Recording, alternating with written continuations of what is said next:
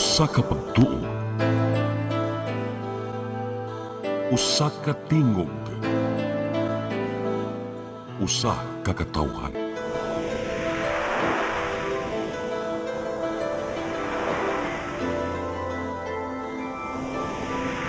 Cebu Catholic Television Network.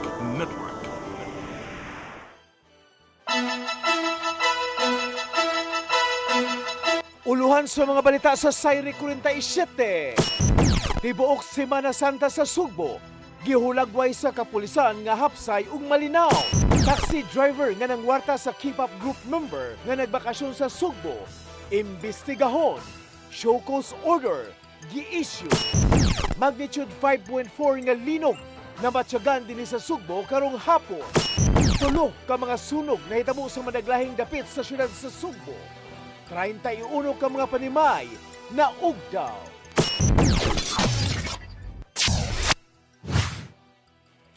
Sugbo, Kabisayan ug Mindanao, Pilipinas ug katawhan kutos maabot atong Sibya sa tibuok kalibutan mayong hapon. Live kita karon sa CCTN Channel 47 ug kini ang tulumanon sa nag-unang kasayuran nga angay natong masayran. Ako si Dennis Tabar. Tulumanon sa patas ng mga balita ug opinyon. Ako si Danica Cabales Tecling. Kini ang Sayri 47.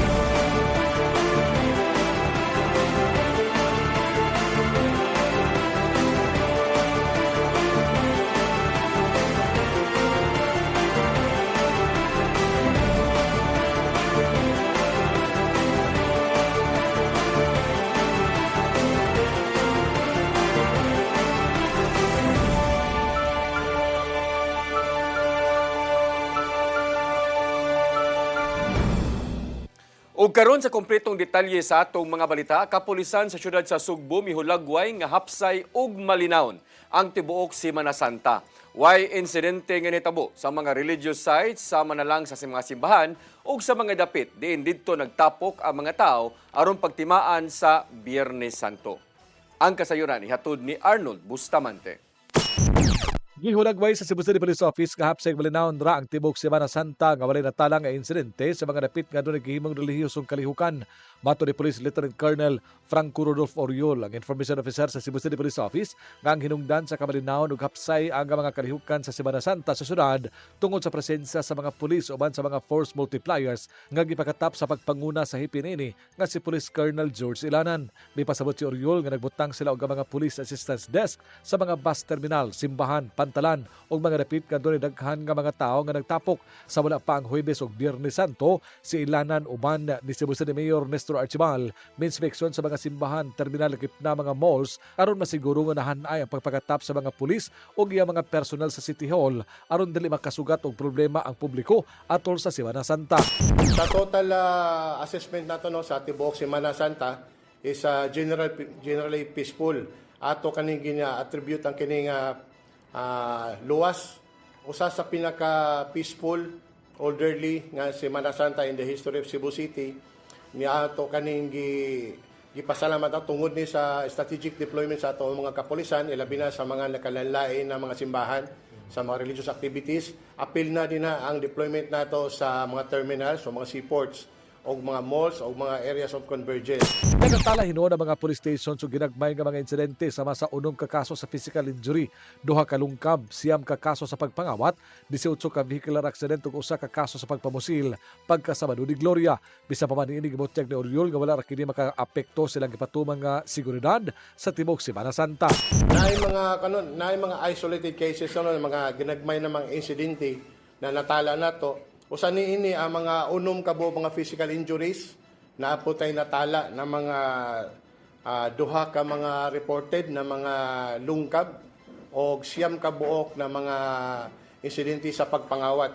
Og naapotay natala na 18 ka buok na mga vehicular accidents sa nakalanlain party din sa Cebu City, pero walay mga seryoso na mga insidente. Only mga minor injuries lang o mga damage to property.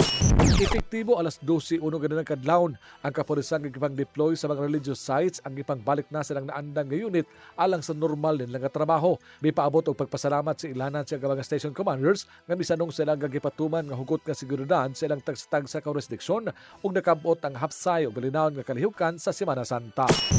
Arnold Bustamante, CCTV News.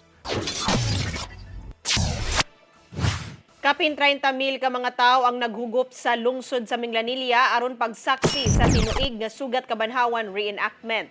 Ang 5 ka oras nga selebrasyon ning tuiga nagdala og klaro ug simple nga mensahe nga kinahanglang mubarog ug mubangon taliwa sa giatubang nga krisis. Si Father Jerome Yu nga maoy presider sa Easter Sunday Mass miingon nga ang pagkabanhaw sa Ginoo sama lang sa pakigbisog sa mga Pinoy gikan sa kalisod sa gubot nga politika ug sa gubat sa Middle East. Dugang niini nga normal lang ang kalisod o gihagit ang katawhan nga dili gyud muatras inay sugaton sa dakong pagtuo ug dakong paglaom sa atong paghigugma sa Ginoo. Samtang giulagway ni Police Lieutenant Colonel Maria Teresa Makatangay, acting chief sa Minglanilla Police Station nga hapsay ang entero lungsod human sa kalihukan.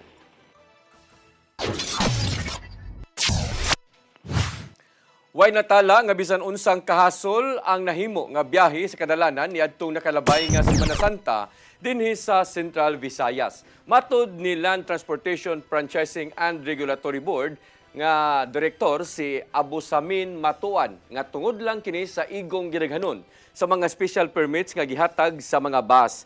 Kini aron makabiyahe ang uban nga mga pasahero paingon sa tagsa-tagsa nila ka mga kalungsuran. Wara usad sila'y nadawat nga reklamo bahin sa kakuwang sa mga bus nga nagdagan sa karsada. Maong nahimo nga malinawon ang kinatibuk-an nga Semana Santa sa habig sa public transportation.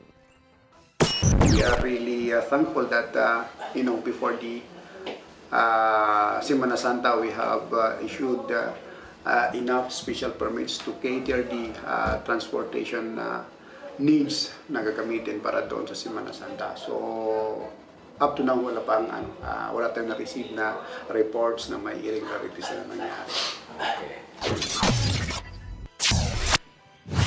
LTFRB 7 bihimo og lawom nga investigasyon kabahin sa giingong pagpangwarta sa taxi driver ngadto sa K-pop group member nga nagbakasyon sa Sugbo. Matod sa regional director nga apektado ang turismo tungod sa gihimong modus. Ang kasiran hatod ni Gian Navarro. Nahimong sumsuman sa publiko ang vlog ni Choi Subin, ang member sa Korean pop group nga Tomorrow by Together, bahin sa iyang pagbakasyon sa Sugbo niya tung Marso. Nakabook siya og taxi gikan sa airport paingon sa resort sa Lapu-Lapu City og 500 pesos ang gisabutang plitihan. Hangtod nga gipaumintuhan sa taxi driver ang pliti ngadto sa 1,000 pesos kay ni mahal man matud pa ang krudo. Wala kini nauyonan ni Subin og nituman gyud sa unang sabot nga 500 pesos ra gyud. Human nga nabalaka ang publiko. Nimando ang ulohang buhatan sa Land Transportation Franchising and Regulatory Board ngadto sa Central Visayas Office nga pangitaon ang maong driver. Gumikan sa lig-ong ebidensyang giduso sa mga fans ni Subin og sa grupo. Nagtultulan sa LTFRB 7 ang taxing gisakyan niini. Mi-issue dayon ng ahensya og show cause order ngadto sa operator, suspendido sud sa 30 ka adlaw ang taxi unit subay sa nagpadayong investigasyon. Mato di LTFRB 7 Director Abu Samin Matuan nga dakong ikaulaw alang sa turismo ang gihimong modus sa driver. Yun ang lagi natin panawagan sa ating mga operator, mga drivers na huwag samantalain yung pagkakataon na gawin natin dahilan yung pagtaas ng presyo ng gasolina at krudo para samantalahin natin na singilin natin ng mas mataas na pamasahe yung ating mga commuters. Human nga mipatimaw karong adlaw ang driver, adunay himong hearing sa LTFRB 7 karong Abril 21 sa hapon bahin sa mong binuhatan. Gawas nga mamultahan og posibleng makuhaan pa og prangkisa, posibleng kasuhan ang driver og kalapasan sa Public Service Act o di ba ka estafa. We really wanted to set precedents para hindi pa ulit-ulit yung mga insidente na nangyayari because it will really affect yung transport industry natin, the image of our transport industry here in Region 7. May pasidaan si Abu Samin sa ubang driver nga silutan usab sila kung masubliman ang maong modus. Aron nga mapaligon pa ang pagpakigbatok sa mga dili mayong binuhatan sa taxi, nakigalayon ng LTFRB 7 sa ubang terminal o transport authorities. Pahugtan ni noon ang monitoring batok sa mga badlungong taxi drivers pinagi sa subsub na nga pagbantay. Every now and then, sinasabi natin sa kanila na kailangan talagang gumamit ng meter, hindi pwedeng hindi gumamit ng meter. Basta pagsakay ni pasahero, kailangan talagang gumamit ng meter because napakaliwanag po yan sa terms and condition ng kanilang franchise. Ian Navarro, CCTN News. Giduso sa Regional Development Council 7 ang pagbaton ug buhatan sa Department of Transportation dinhi sa Central Visayas. Giaprobahan nila ang resolusyon aron awhagon ang nasudnong kagamhanan sa pagluwat og executive order alang sa DOTR Regional Office nga mahimutang dinhi sa Sugbo. Gituyo kini sa RDC 7 sa tinguha nga mapadali ang pagtiwas sa mga dagkong infrastructure projects sa rehiyon. Sama na lang kini sa pagtiwas sa Cebu Bus Rapid Transit, New Cebu International Container Port ug ang pagpadako pa sa Bohol Panglao International Airport. Samtang nakaung-ong pa ang planning stage nga uban pa nga mga mega infrastructure projects. Ang makatabang sa mas paspas nga biyahe sa Sugbo ug Bohol.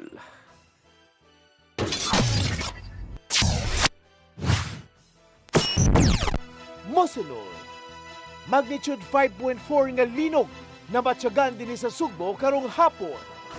Kana og daghan pang mga balita sa pagbalik sa Sayri 47.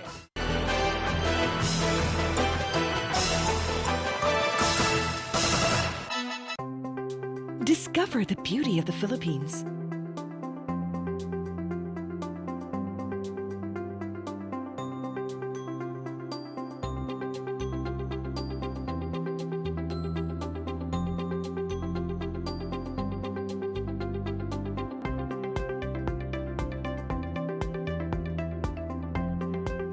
With Philippine Airlines, the country's flag carrier.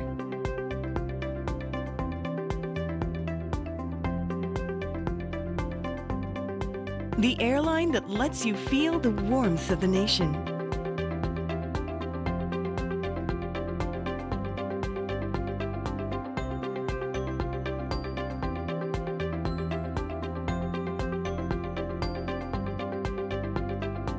Mabuhay!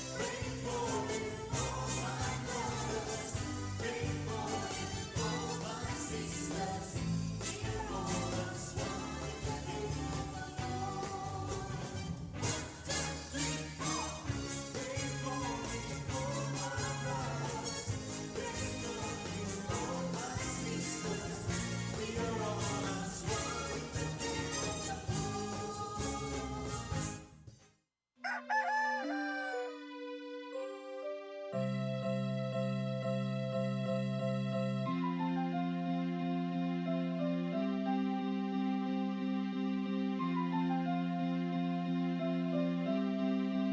wala na may data, ma. Palud, ma. Sorry ma'am, na late ko. Nangita pa mong gusto para internet sa kong anak ma'am. Ay, wala na yung problema. Pag sinisibo. Sinisibo, sinisibo. For your internet connection. And for the signal of your cable TV. So fast and straight, the transmission to your home. Sinisibo. Sinisibo, sinisibo. Offers you to have fiber optics. For your viewing experience, perfect and clear so fast. So great and affordable for you to enjoy. Sinisibo. Cine Cebu Television Network Incorporated offers fiber to the home broadband internet bundled with fiber to the home cable TV connection. Cine Cebu Television Network Incorporated with its operation in Metro Cebu and the whole province of Cebu soon. And affordable for you to enjoy. Sinisibo. I am the God that healeth thee. I am the Lord, your healer. I sent my word and healed your disease.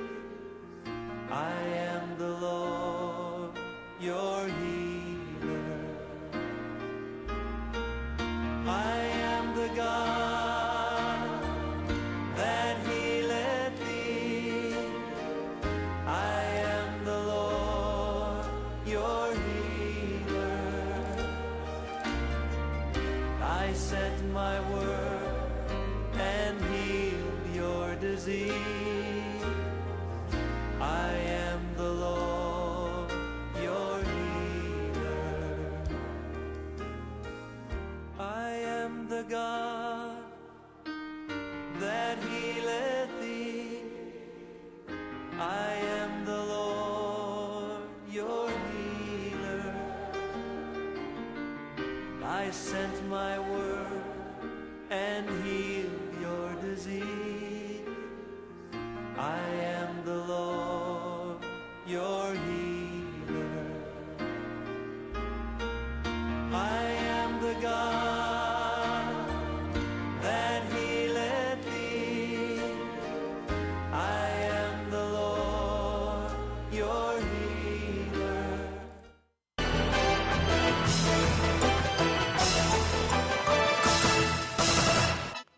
Balik sa atong mga balita, nabatyagan sa mga Subuanon ang magnitude nga 5.4 nga linog sa mga alas 3:22 karong hapon. Matod sa PBOX nga sa syudad sa Bugo ang epicenter sa linog og tectonic ang origin niini nga adunay giladmon nga 10 kilometros. Natagamtaman sa mga residente sa Sugbo ug mga silingang probinsya sa Kabisayan ang hinay ngadto sa kusog nga pagtayog sa yuta. Tungod niini, nanggawas ang mga trabahante nga gikan sa tagsa-tagsa nila ka mga buildings alang sa pagpamakwit. Matod ni Bugo City Mayor Mayel Martinez nga duha ka mga nangaangol samtang maayo pa ang kahimtang sa uban nga mga konstituente human sa linog. Kinina ay kaduhang pagtayog nga natagamtaman sa syudad sa Bugo human nga nakatala usab og magnitude nga 2.3 nga linog pasado alas 6 kaganinang buntag.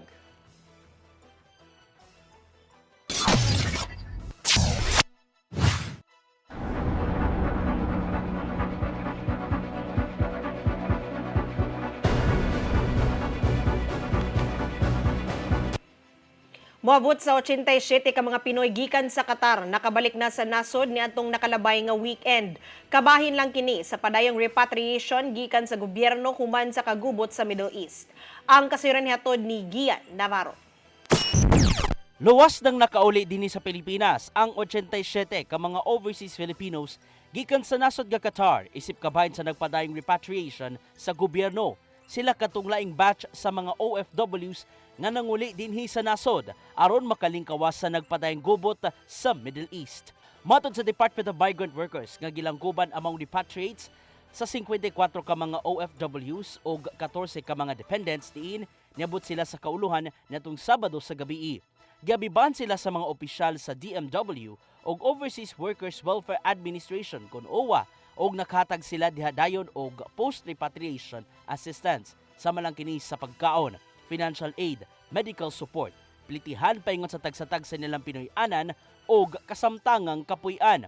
Samtang niabot ang laing 20 ka mga Pinoy gikan usab sa Qatar natong Domingo sa gabi.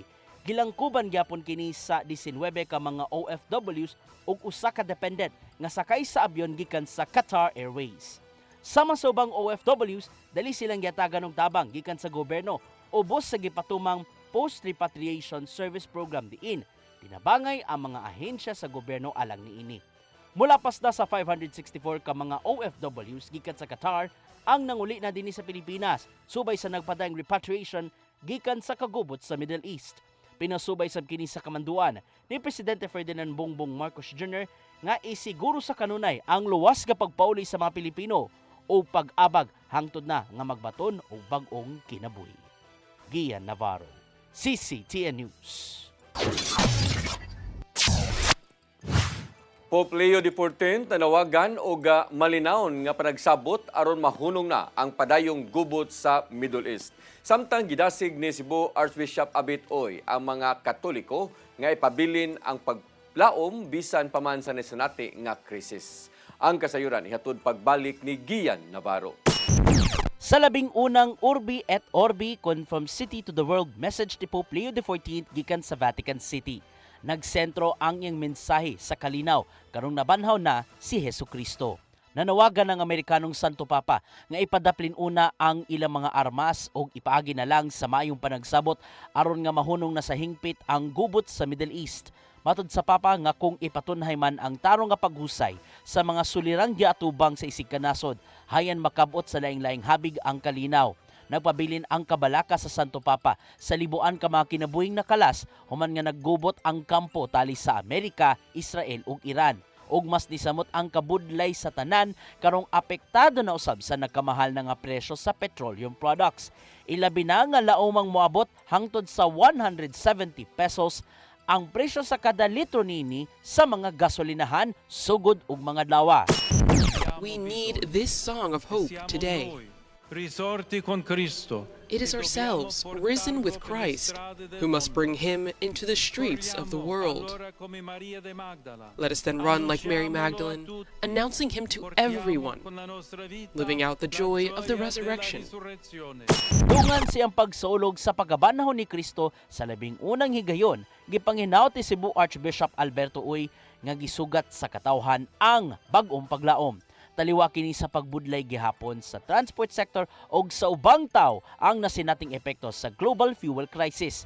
Pagkapinanusab kini sa ubang isyong giatubang sa katawhan sama na lang sa init na nga pamulitika o padayong pagpaningil sa panudlan ng gikawat sa korupsyon. Karong naangkon sa Ginoo ang katumanan sa misteryo sa ato pagtuo. Gilaw man ni Oy nga dili magpakawala sa paglaom ang tanang katawhan. Kini aron sa gubangon ang bisan unsang hagit og dili na magkalisod kadugayan sa mga nasinating problema. Sa pagkabanhaw ni Kristo, angay sa tamangutana sa kaugalingon, unsa man po'y angay natong banhawon sa atong kinabuhi. Abi ninyo daghan baya?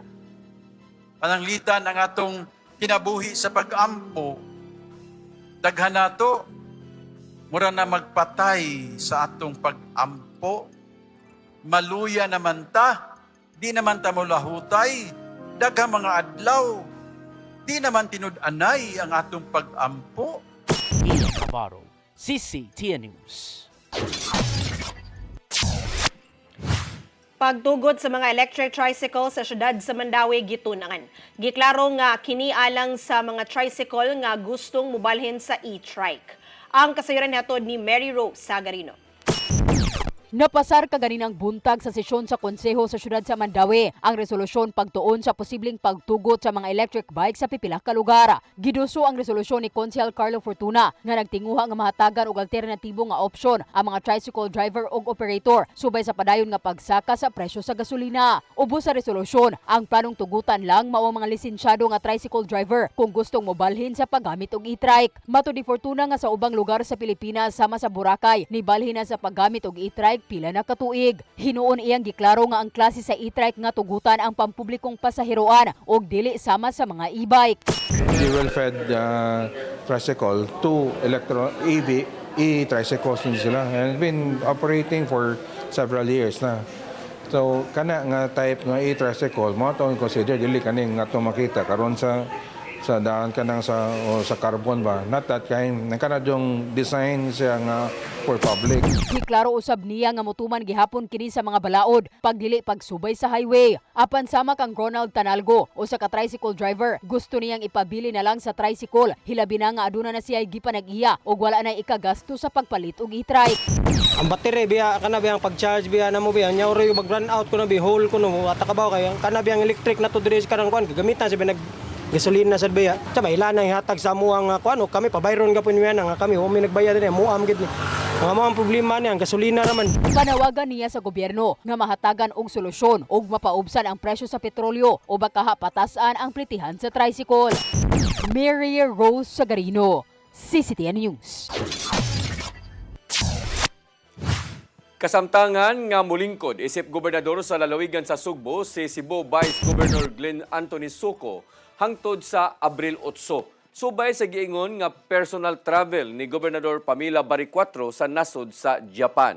Sa suwat nga pinitsahan og Lunes, Abril 6, gikonfirmar sa Department of Interior and Local Government kun DILG Cebu Province Director Jesus Rubil Sastrillo Jr. nga kasamtangang muhulip si Suco sa katungdanan sa gobernador subay usab sa biyahe ni Baricuatro sa naasoy nga mga adlaw.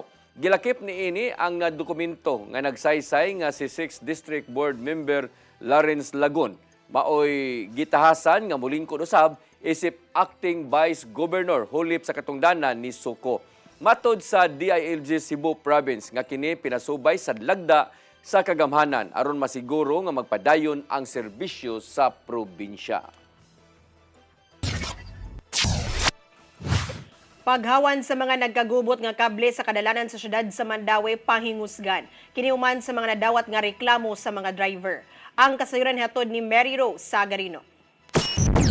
Giawhag ni Konsehal Eugene Andaya ang City Engineering Office sa padayon nga paghipos sa mga nagbitay og nagkagubot nga mga kable hilabi na sa mga dagkong kadalanan sa Mandawi. Sa napasar nga resolusyon, giawhag ni Andaya ang Engineering Office nga makigalayon sa mga telecommunication companies paglimpyo sa ilang mga wire. Mato ni Andaya nga gawas nga hugaw tan-awon, risgo usab kini sa disgrasya. Gani pipila na ka mga reklamo ang iyang nadawat gikan sa mga driver nga nabitik o nasabod sa nagbitay nga kable. Iwas niya, samot kaning mga telcos, mubo kay ilang mga wires bitaw sa around the road, mga sabod sa mga 10-wheelers nga van, mga wing vans, munang nangumbitay na sa balik na sa niya munang risko lagi kay disgrasya. Mato ni Andaya nga pipila ka mga dagkong kadalanan sa syudad ang wala pa nahipos sa nagkagubot nga kable. Ang syudad ni patuman kaniadto og clearing operations sa mga nagbitay og nagkagubot nga mga wire sa mga intersections. Na naman to'y kuan sa una katong sa team engineering sila na itong manghipos. So muna ang atong balik nga i-recall na to karon balik nga ibalik to natong team kay wa pa maguta ka. Buot ni Andaya nga ma-reactivate ang technical team aron hingusgan pagbalik ang operasyon. Mary Rose Sagarino, CCTN News.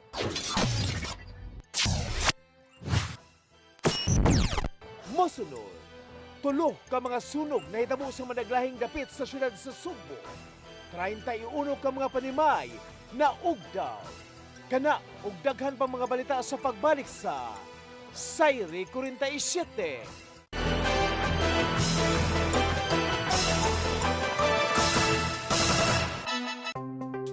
Discover the beauty of the Philippines.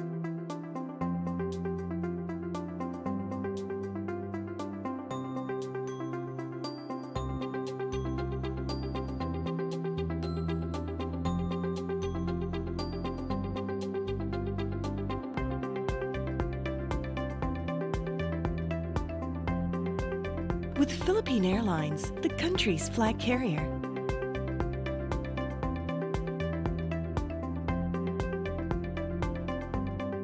The airline that lets you feel the warmth of the nation.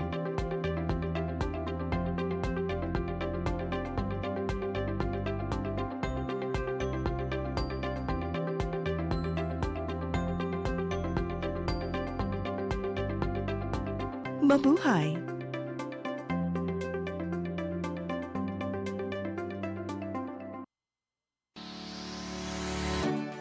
Looking for the best internet deals in Negros Oriental? Field Products Negros is here to bring you fast, reliable, and affordable internet with plans made just for you.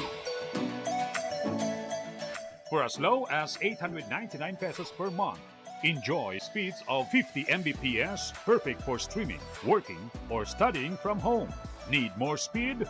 No problem. Get 100 Mbps for just 1,199 pesos.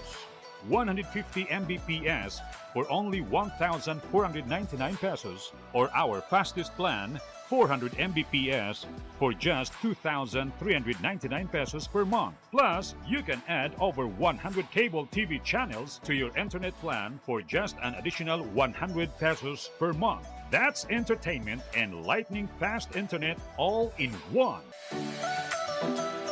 Enjoy no installation fees and start today with a 1,000 peso customer deposit. Call us now or visit our website to sign up with the Field Products Negros. You get internet that's affordable, reliable, and local. Field Products Negros, bringing you closer, faster. Call us at 0917-631-5240 or visit our website www.fieldproductsnegros.net or our Facebook page, Field Products Dumaguete. Subscribe now.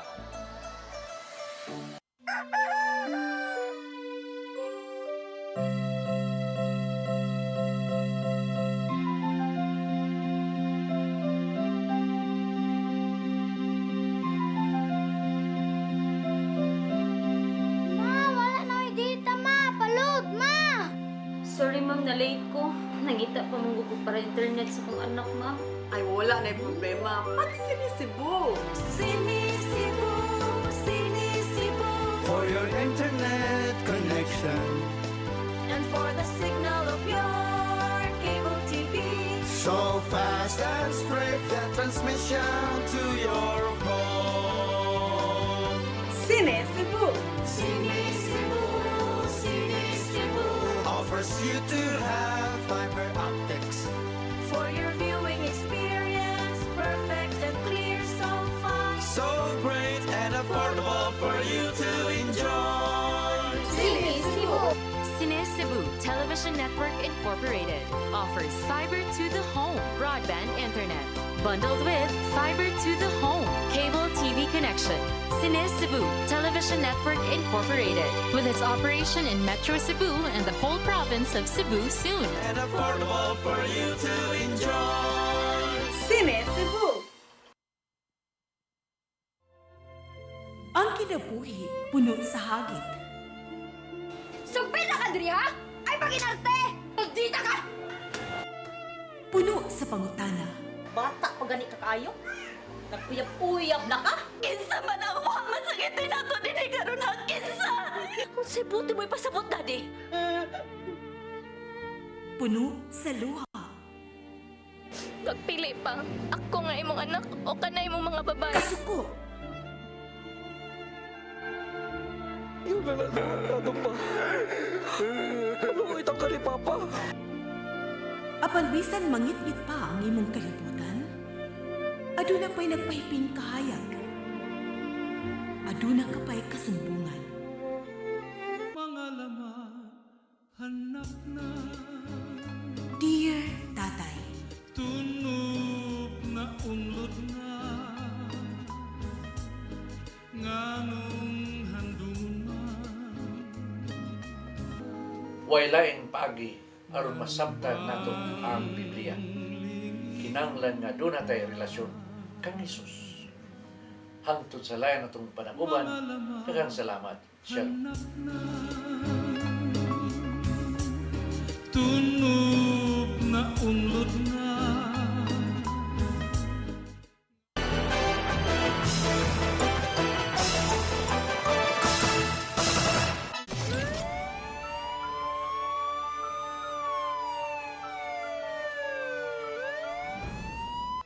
Balik sa atong mga balita, tulo ka mga sunog na hitabo sa managlahing lugar sa dakbayan sa Sugbo atol sa Sabado de Gloria. Nga miugdaw kini og 31 ka mga panimay ug midanyos og kapin 11.3 milyones ka pesos. Usa ka lalaki ang gidakop human gitudlo nga maoy nagsunog sa mga panimay diha sa Barangay Ermita. Ang kasayuran ihatod ni Arnold Bustamante. Mukabat ngadto sa 11.3 milyones ka pesos ang nahimong danyo sa tulo ka sunog nga nahitabo sa siyudad sa Sugbo ngadto nga Sabado de Gloria, Abril 4, 2026, nga miugdaw sa 31 ka mga panimalay. Ang labing uwing nga sunog nahitabo kini sa residential area sa sitio proper Barangay Ermita sa siyudad sa Sugbo alas 7:32 sa gabi. Din 27 ka mga panimay ang hingpit nga naugdaw. Sa datos nga gipahibaw sa Cebu City Fire Station nga nagsugod ang kayo sa panimay nga gipanag-iyan ni Marina Palermo Milagrosa nga gikopahan ni Christine May Palermo Milagrosa. Sa 27 ka balay nga naugdaw, maabot sa 40 ka mga pamilya ang apektado og 160 ka mga individual. Gisaka sa kabumbiruhan ang third alarm alas 7 ang takna sa kagabion tungod sa kasikit na sa mga panimalay nga ginama sa light materials ug pagka alas 9:47 gideklara nga under control nga nagpasabot nga dili na kini makakatapas sa laing kabalayan ug pagka alas 10:26 sa gabi hingpit nga napaong ang kayo. Sa maong sunog gibanabana sa Cebu City Fire Station nga danyos kini og 2.3 milyones ka pesos. Dunay usa ka lalaki ang gidala sa pulis sa Carbon Police Station human gitudlo nga maumatod pa ang nagsunog. Si Senior Fire Officer 3 Wendell Villanueva, Information Officer sa Cebu City Fire Station Mitugan, nga nagpadayon pa ang ilang gihimong investigasyon sa mga insidente sa sunog. Gitumbok matod pa sa mga residente sa Ermita nga arso ng hinungdan sa sunog o gitudlo nila ang maong lalaki nga may nagsunog sa balay nga daling mikatap sa sikit-sikit nga mga panimay. Alas 6:37 sa gabi, laing sunog ang itubag sa kabumbiruhan sa dakbayan sa Sugbo sa Tesoro Compound, First Street, Laguardia, Barangay Lahog sa siyudad sa Sugbo. Duha ka panimay ang naugdaw di nagsugod ang sunog sa bahay ni Marian Gosidinho nga gikopahan ni Robert Lua. Sa maong nga insidente, midanyos kini og 270,000 pesos. Dinupat ka mga individual ang apektado sa maong sunog. Samtang ang unang sunog nga gialarma sa Parian Police Station, nahitabo kini alas 12:18 sa udto sa Dan diha Cosalim sa Barangay Sapatira sa syudad. Maabot sa duha ka mga bay ang hingpit nga naugdaw ug mukabat ngadto sa 1.7 milyones ka pesos ang danyo sa maong sunog. Arnold Bustamante, CCTV News. Patay nang nadangad sa tambalanan ng usa ka trabahante sa Dalaget Waterworks human madisgrasya sa iyang motorsiklo ni atong Biyernes Santo sa Barangay Balud, lungsod sa Dalaget, Cebu. Ang biktima giilang nga si Nino Boy Ravina Prado, 35 anyos, taga Barangay Tuba sa susamang lungsod. Nasuta sa investigasyon nga ang biktima sakay sa iyang motorsiklo paingon sa norte. Apan pag-abot sa Corbadahon sa Barangay Balud, nawagtangan og kontrol ang biktima og na-overshoot og nabangga sa sementado nga gutter sa karsada. Tungod sa kakusog sa impact, nalupad ang biktima gikan sa iyang motor ug didto natugpa sa koral sa usa ka residente sa dapit.